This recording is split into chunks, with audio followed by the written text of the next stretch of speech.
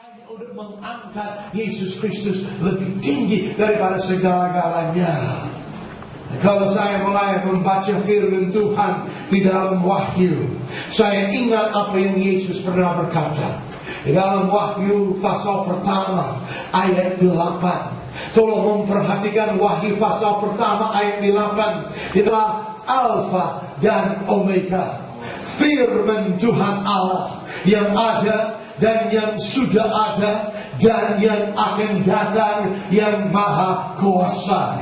Di dalam satu ayat yang singkat ini, sebenarnya kita bisa menemukan sebanyak 4 alasan mengapa Yesus Kristus layak dipuji, mengapa Yesus Kristus layak untuk menerima hormat dan hikmat, mengapa akan datang dan yang maha kuasa. Coba kita memperhatikan tentang siapakah Yesus itu.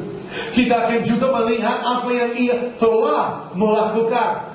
Kita juga akan lihat apa yang dia akan lakukan. Nah, juga kepada saksi mata yang bergaul bersama dengan Tuhan Yesus selama di dalam pelayanannya. Coba kita melihat 650 tahun sebelum Yesus lahir di Bethlehem, Nabi Yesaya sudah bernubuat oleh tentang Tuhan Yesus Kristus.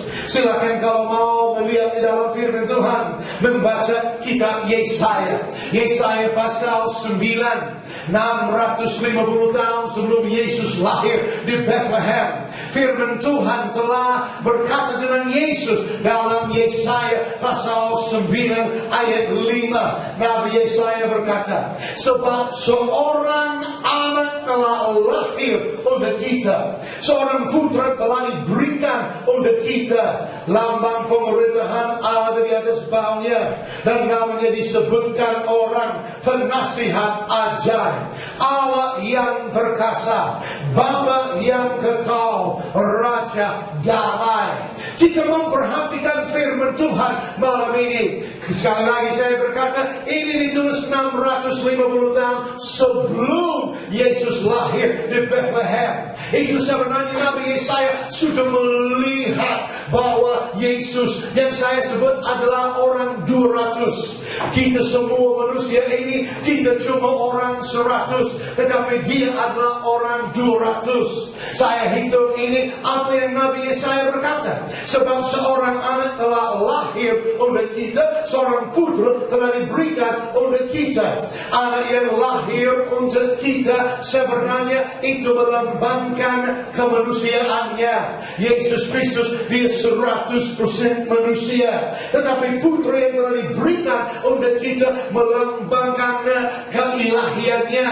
Maka Yesus Kristus dia adalah Allah manusia. Dia adalah God-man, 100% Allah dan 100% manusia. Kita malam ini cuma 100% manusia, tetapi Yesus yang kita sembah, dia 100% manusia dan 100% Allah. Dan kalau kita melihat nama yang disebutkan orang, dia penasihat ajaib, dia Allah yang perkasa, dia Bapa yang kekal, dan dia Raja damai. Ini merupakan sirinya khotbah di dalam 4 hal ini. Bisa membuat sebuah khotbah tentang Yesus Kristus sebagai penasihat ajaib. Bisa membuat khotbah menjelang Natal tentang Yesus Kristus sebagai Allah yang perkasa. Khotbah lain tentang Yesus sebagai Bapa yang kekal. Dan akhirnya 25 Desember khotbah tentang Yesus Kristus Raja damai.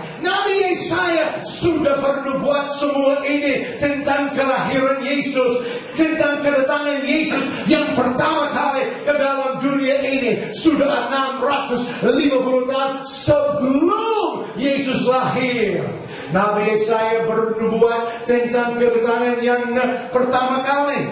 Tetapi coba kita melihat di dalam Maleakhi. Di dalam Maleakhi kita akan melihat nubuatan tentang kedatangan Yesus Kristus yang kedua kali dalam dunia ini. Maleakhi pasal yang keempat ayat yang kedua. Tolong memperhatikan firman Tuhan. Maleakhi pasal yang keempat ayat yang kedua. Tetapi bagi kamu yang takut akan namaku, bagimu akan terbit surya kebenaran dengan kesembuhan pada sayapnya. Ini berbicara tentang kedatangan Yesus Kristus yang kedua kali. Ada banyak orang yang memerlukan kesembuhan. Kesembuhan bukan cuma jasmani karena penyakit, tetapi mereka perlu kesembuhan di dalam keuangan mereka. Ada yang memerlukan kesembuhan di dalam keluarga mereka, di dalam pernikahan mereka, di dalam perusahaan mereka, di dalam banyak bidang atau banyak bagian daripada hidup mereka. Karena kita mengalami banyak problema, kita mengalami banyak pergumulan, kita mengalami banyak stres, kita mengalami banyak masalah dalam dunia ini. Tetapi kita yang takut akan Tuhan, kita yang percaya akan Tuhan, bagi kita akan terbit surya kebenaran, yaitu Yesus Kristus. Dan dia akan datang dengan apa? Dengan kesembuhan pada sayapnya. Itu berarti nubuatan dengan Yesus Kristus yang akan datang yang kedua kali. Dan dia akan membawa kesembuhan yang kekal buat kita semua, supaya kita tidak menderita penyakit lagi, kita tidak menderita masalah lagi, kita tidak menderita pergumulan lagi, kita tidak terbelenggu lagi. Tapi Yesus Kristus akan membebaskan kita, akan memerdekakan kita, akan menyembuhkan kita, akan melepaskan kita, akan menjadikan kita lebih daripada orang-orang yang menang. Karena kita hidup berat dan ada di dalam Yesus Kristus. Bagaimana kesaksian di dalam yang pertama? Injil Yohanes pasal yang pertama, mulai dengan ayat yang pertama sampai dengan ayat yang ketiga. Pada mulanya adalah firman. Firman itu bersama-sama dengan Allah, dan firman itu adalah Allah. Ia pada mulanya bersama-sama dengan Allah. Segala sesuatu dijadikan oleh Dia, dan tanpa Dia tidak sesuatu pun yang telah jadi, dan segala yang telah dijadikan. Loncat dari ayat 3 kepada ayat 14. Firman itu telah menjadi manusia dan diam di antara kita, dan kita telah melihat kemuliaannya, yaitu kemuliaan yang diberikan kepadanya sebagai anak tunggal Bapa, penuh kasih karunia dan kebenaran. Ini yang kita melihat di dalam Injil Yohanes pasal pertama ayat 1 sampai dengan ayat 3, dan kemudian ayat 14. Ini berbicara kepada Yesus Kristus, bahwa Dia bersama dengan Allah, dan memang Dia adalah Allah. Dan segala sesuatu yang diciptakan, termasuk kita, termasuk semua manusia, termasuk segala sesuatu, tidak ada sesuatu pun atau tidak seorang manusia yang dapat dijadikan tanpa Yesus. Ini menerangkan kuasa dari Tuhan Yesus Kristus. Ini menerangkan kepada kita kedudukan dari Tuhan Yesus Kristus, bahwa Dia adalah Allah. Namanya firman. Firman itu sebenarnya telah menjadi manusia. Ini berkata bahwa Allah itu yang adalah roh menjadi daging, inkarnasi Allah. Yesus menjadi firman dan di antara manusia. Tetapi kita melihat kemuliaan yang diberikan kepadanya oleh Allah Bapa.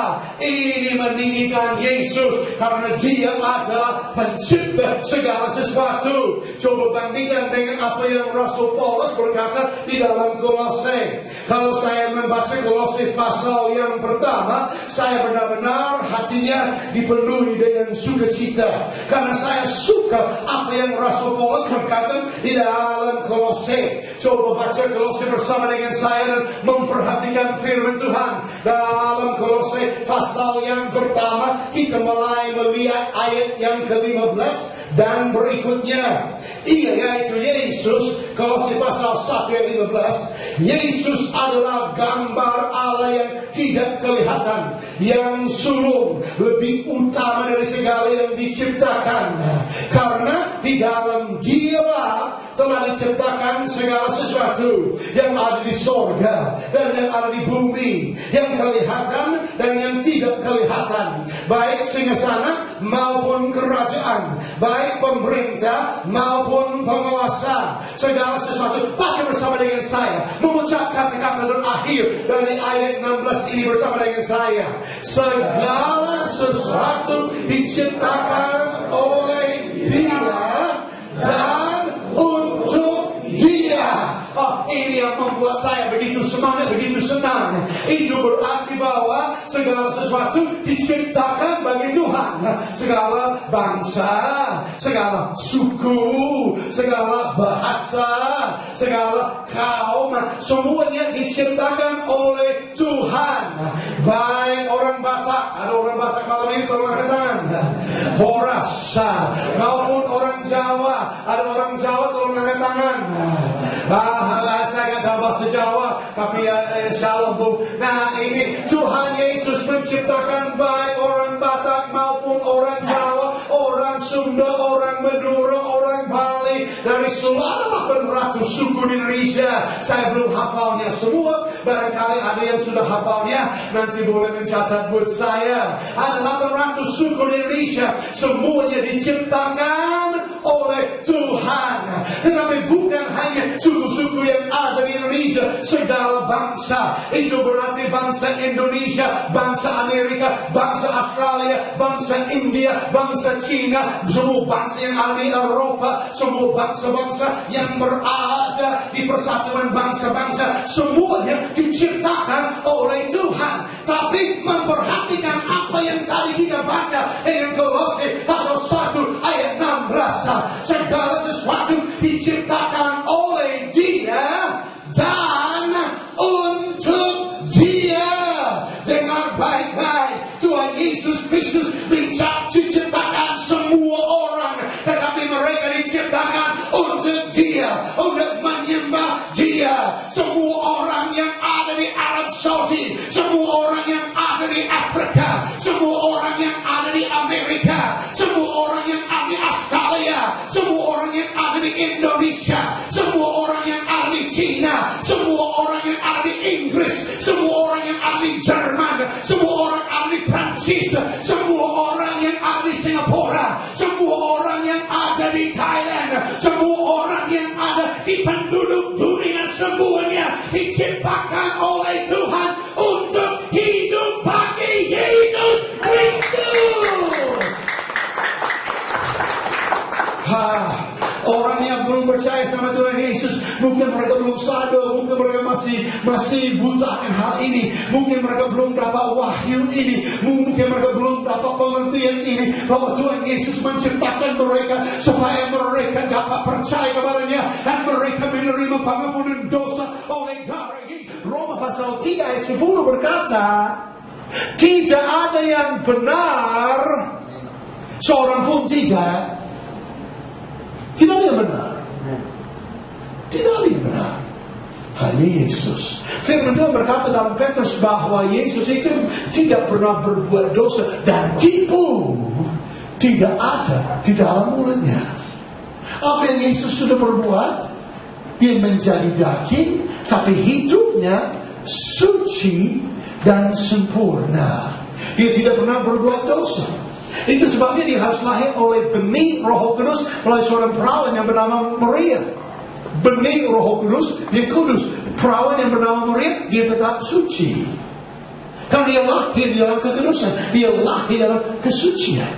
Hidupnya tidak pernah berbuat dosa dan tipukan di dalam mulutnya. Lain daripada kita. Supaya dia dapat menggantikan kita. Ini penukaran yang ilahi.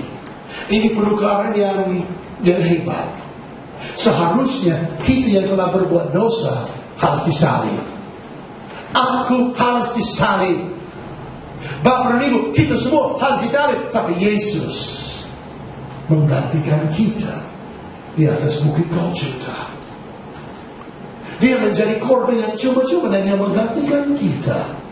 Nah, dia memaksa kita, tapi karena dia mengasihi kita, walaupun ketika kita masih dalam dosa, dia mengasihi kita. Ketika kita masih berbuat kejahatan, ketika kita masih berbuat dosa, ketika kita masih berbuat penipuan, dia mengasihi kita. Dan dia menggantikan kita di atas kayu salib. Dia berkata, Anak Manusia datang bukan untuk dilayani, melainkan untuk melayani dan untuk memberikan nyawanya menjadi tebusan bagi banyak orang. Markus 10 ayat 25. Itu Yesus lakukan bagi kita. Dari di atas bukit Golgota di kayu salib, Yesus berteriak, sudah selesai. Dia memberikan nyawanya untuk kita. Dan pada hari yang ketiga, firman Tuhan berkata, pada hari yang ketiga, setelah dia udah masuk kuburan yang tidak dibeli, kuburan yang dipinjamkan kepadanya. Coba you pergi pada kuburan dan bilang, dia cuma mau pakai cuma 3 hari, habis hari yang ketiga tidak perlu lagi. Pasti kuburan yang masih ada pikir, ini orang gila. Cuma Yesus cuma pinjam, nggak perlu beli, nggak perlu, cuma pakai 3 hari. Karena pada hari yang ketiga, firman Tuhan dalam Kisah Para Rasul pasal 10 berkata bahwa Allah membangkitkan dia. Waktu mereka datang, 2 perempuan datang ke kuburannya, batu yang gede itu sudah digulingkan oleh Tuhan. Yesus menampakkan diri berulang-ulang kali kepada mereka selama 40 hari lamanya. Yesus sering menempatkan dirinya kepada mereka. Buktikan bahwa tubuh yang dibangkitkan, tubuh adalah tubuh yang disalibkan. Dia menunjukkan itu Thomas yang tanya, mau lihat buktinya. Karena orang yang bilang, itu cuma hantu atau roh. Jadi dia membuktikan kepada Thomas. Murid-murid hampir mau murtad. Betul.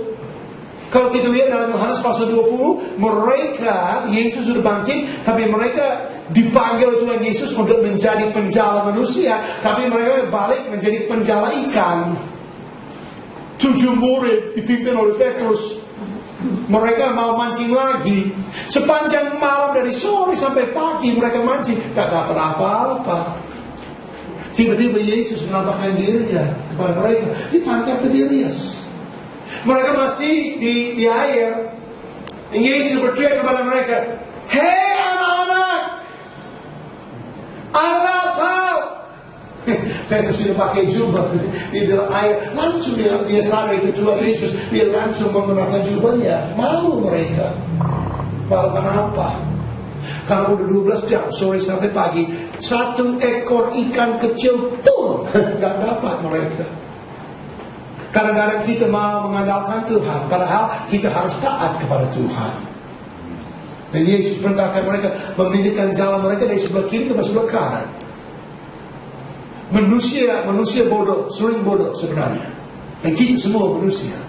Tapi Yesus, dia lihat dari atas, dia yang maha tahu. Dia sebenarnya punya hikmat dan pengetahuan. Dia sebenarnya punya kekayaan dari hikmat dan pengetahuan. Dia tahu segala-galanya. Dia suruh mereka memilihkan jalan dari sebelah kiri ke sebelah kanan. Karena sebelah kanan Yesus sudah siapkan 150 ekor ikan yang besar. Sedang tunggu ditangkap, digoreng dan dimakan. Langsung mereka memilihkan, dapat mujizat. Itu yang Yesus lakukan setelah dia bangkit. Sering kita lupa secara kebangkitan dia menampakkan diri berulang-ulang kali. Dia makan ikan itu karena hantu atau roh gak bisa makan. Saya pernah ke Denpasar waktu 2 anak kami masih kecil, kami ke Denpasar ikut tour. Saat itu Tulio bilang, oh itu sebenarnya hari Nyepi. Mereka lagi mempersembahkan makanan dalam patung-patung itu. Wah, Tulio bilang nanti roh-roh akan datang dan makan makanan yang dipersembahkan. Saya bilang sama istri saya, sama dua anak, pergi ikut loh. Saya mau duduk di sini, saya mau lihat hantu itu makan. Yang datang beberapa anjing. Hantu itu roh gak bisa makan. Itu sebab waktu Yesus makan ikan yang baru mereka tangkap yang dimasak, itu membuktikan bahwa tubuh yang disarikan adalah tubuh yang dibagikan. Setelah itu beberapa waktunya, tiba-tiba Yesus memberikan kepada mereka amanat agung. Dalam Kisah Rasul pasal 1 ayat 8, Yesus berjanji bahwa mereka akan menjadi saksi di Jerusalem, Judea, Samaria, dan sampai ke ujung bumi. Kisah Rasul pasal 1 ayat 8. Tiba-tiba Yesus mulai naik ke surga. Ayat 9, 10, 11. Pada saat itu waktu Yesus mulai naik ke surga, tiba-tiba dua orang yang berpakaian putih menampakkan diri.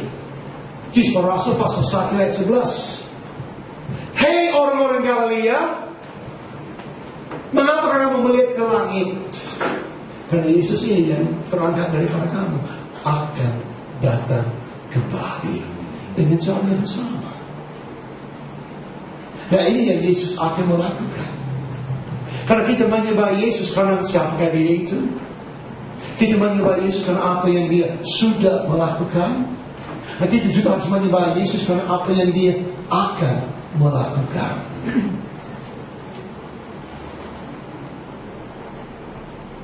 Untuk setiap nubuatan dari tentang Yesus datang yang pertama kali dalam Alkitab, setiap kali ada nubuatan satu kali tentang kedatangan yang pertama, ada 4 nubuatan tentang kedatangan yang kedua kali.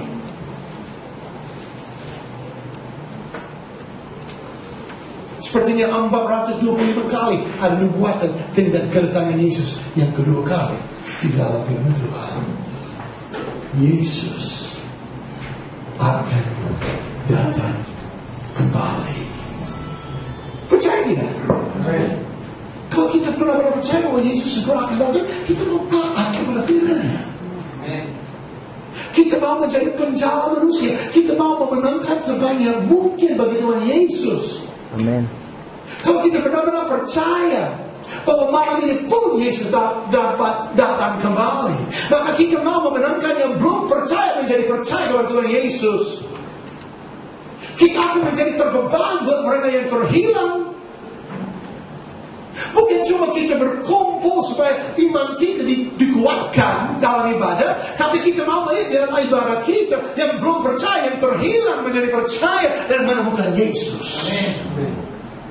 5 kali Tuhan Yesus memberikan amanat agung yang tadi kita kutip dari Kisah Rasul 1 ayat 8, juga dalam Matius pasal 24, Markus pasal 16, Lukas pasal 24, Yohanes pasal 20.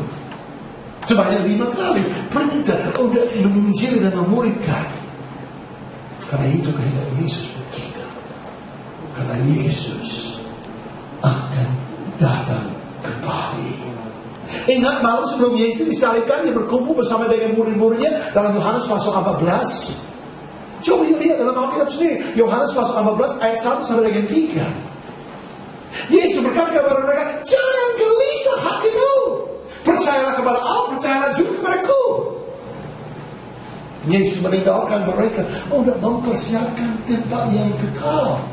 Dan yang janji Yesus berikan kepada mereka, bahwa kalau dia pergi, dia juga akan datang kembali. Supaya dimanapun dia berada, kita pun berada bersama dengan dia untuk selama-lamanya. Itu yang Yesus akan datang kembali. Firman Tuhan tidak pernah ditiadakan. Semua janji-janji adalah ya dan amin. Berbicara tadi kita ingat Maliaki pasal 4 ayat 2, surya kebenaran yang datang dengan apa? Kesembuhan pada sayapnya. Yang lagi sakit malam ini, firman yang masih ada. kita percaya kepada firman Allah, malam ini Yesus juga akan menyembuhkan orang yang sakit. Nggak ada yang mustahil bagi Tuhan. Nggak ada yang mustahil bagi orang yang percaya akan Tuhan. Firman Tuhan berkata bahwa kita harus percaya bahwa Allah ada, dan bahwa Allah memberikan upah kepada mereka yang sungguh-sungguh mencari Dia. Dalam Ibrani pasal 12 katanya sedemikian. Kita harus percaya, Ibrani pasal 11, kita harus benar-benar percaya kepada firman Tuhan. Kalau kita percaya kepada Tuhan, tidak ada yang mustahil. Tuhan mau berikan kepada kita apa yang mata belum pernah lihat, apa yang telinga belum pernah dengar, apa yang tidak pernah timbul dalam hati manusia. Itu yang Tuhan sediakan, Tuhan siapkan untuk memberikan kepada kita yang percaya kepada Dia. Rasul Paulus berkata bahwa Allah mau melakukan lebih daripada kita pikirkan atau daripada kita minta. Daripada yang kita bisa bayangkan Tuhan melakukan, itu Tuhan mau berikan kepada kita sesuai dengan kuasa Allah yang berkarya di dalam kita. Tahu tak bahwa tubuh kita adalah baik Allah, dan roh Allah hidup di dalam kita. Roh Allah sedang berkarya di dalam diri kita. Tahu bahwa firman Tuhan berkata, Dia yang ada di dalam kita lebih besar daripada Dia yang ada di dalam dunia ini. Dan Tuhan mau melakukan mujizat-mujizat. Tuhan mau memberikan kepada kita keajaiban-keajaiban. Lebih daripada kita pikirkan, lebih daripada kita bayangkan, lebih daripada kita minta. Itu yang Tuhan ingin berikan kepada kita. Amin. Malah Tuhan mau membuka tingkap-tingkap sorga di atas hidup kita, supaya kita diberkati masuk dan kita diberkati keluar. Supaya kita diberkati di kota, dan kita juga diberkati di ladang dimanapun kita berada. Tuhan mau menjadikan kita kepala, bukan menjadi ekor, tetap naik dan tidak turun. Amin. Kita mau memberkati kita begitu besar berkat yang Tuhan ingin berikan kepada kita, supaya kita tidak minta pinjaman dari siapapun juga, melainkan kita yang akan meminjamkan. Tuhan mau, Tuhan tetap mau melakukan. Itu sebabnya kita harus menyembah Dia. Kita harus melakukan Wahyu pasal 5 ayat 12 tadi. Apa itu Wahyu pasal 5 ayat 12? Dia layak untuk menerima kekuatan, kekayaan, hikmat, hormat, kemuliaan, puji-pujian. Dia layak menerima semuanya dari kita. Pada saat kita menyembah Yesus, yang sakit akan menjadi sembuh dan sehat. Pada saat kita menyembah Yesus, yang lagi dalam pergumulan akan melihat terobosan terjadi dalam hidup mereka. Pada saat kita lagi menyembah Tuhan, kita memang ada beban yang berat, seperti kita terikat, tapi firman Tuhan tidak terikat. Sepertinya kita terbelenggu dengan masalah, tapi firman Allah tidak terbelenggu. Dan firman Allah akan berkarya buat kita. Dan firman Allah menjadi rema buat kita. Dan kita mulai menyembah Tuhan. Dan mujizat terjadi di dalam hidup kita. Karena siapa itu? Karena siapa itu? Yesus. Karena apa yang Dia sudah melakukan. Karena apa yang Dia akan melakukan. Dan satu lagi, karena apa yang Dia sedang melakukan. Mungkin ini yang paling bagus diapakan. Memang ini sangat menolong saya. Tak tahu menolong Bapak Ibu atau tidak, tapi ini sangat menolong hidup saya. Karena kadang-kadang ada masalah, kadang-kadang ada pergumulan. Kadang-kadang kita merasa tersendirian dari yang mengerti masalah kita. Kadang-kadang kita merasa dari yang bisa menolong. Kita merasa tersendirian dan banyak pikiran yang enggak. Tapi Yesus tetap memperhatikan dan mempedulikan kita. Ada orang ahli teologi yang berkata bahwa ini zaman Roh Kudus. Memang ini zaman Roh Kudus. Yesus naik, Roh Kudus turun. Benar. Itu akhirnya Dia. Itu aliran Pentakosta, percaya kepada itu. Dan memang itu yang ada dalam Alkitab, benar. Yesus berkata, jika aku nak pergi, Roh Kudus akan datang. Tapi Yesus naik, Roh Kudus turun pada hari Pentakosta. Betul. Saya orang Pentakosta. Saya percaya. Ini zaman Roh Kudus. Tapi tidak berarti bahwa Yesus berhenti melayani. Tidak. Karena malam sebelum Yesus disalibkan, Yesus mulai pelayanan baru. Dalam Yohanes pasal 17, Yesus malam sebelum disalibkan mulai pelayanan sebagai pendoa syafaat. Dia berdoa buat murid-murid supaya mereka tinggal dalam kesatuan dan persatuan seperti Bapa dan Anak. Dan pada saat kita tidak bersatu di dalam sebuah gereja, sebuah sinode, di dalam kekristenan, pada saat kita tidak dalam kesatuan, ini berarti bahwa doa Yesus tidak berhasil. Sebab Yesus bukan hanya berdoa dalam Yohanes pasal 17 untuk murid-murid, tapi dia berdoa untuk semua orang yang akan percaya kepada-Nya. Itu berarti Yesus berdoa kita. Ibrani pasal 7 ayat 25 berkata bahwa Yesus hidup senantiasa untuk menjadi pengantara mereka di antara Allah dan manusia. Yesus menjadi pengantara berarti Yesus membela kita kepada Bapa. Ini Yesus layak untuk menerima hormat. Dia layak untuk menerima hikmat. Dia layak untuk menerima kekayaan.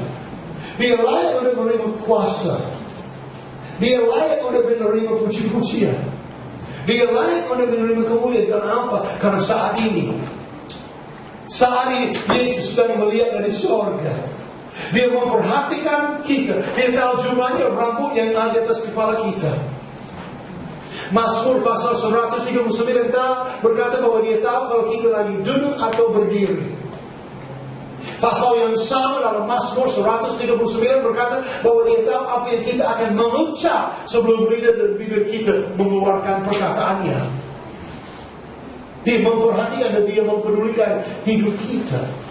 Dan dia memelihara kita karena dia membela kita kepada Bapa.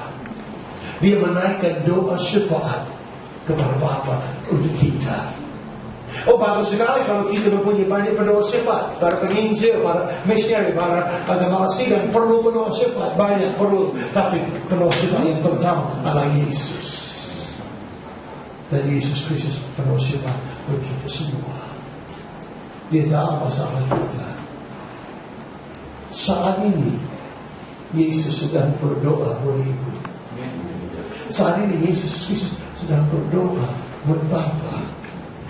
Dia tahu penderitaanmu, dia tahu pergumulanmu, dia tahu masalahmu.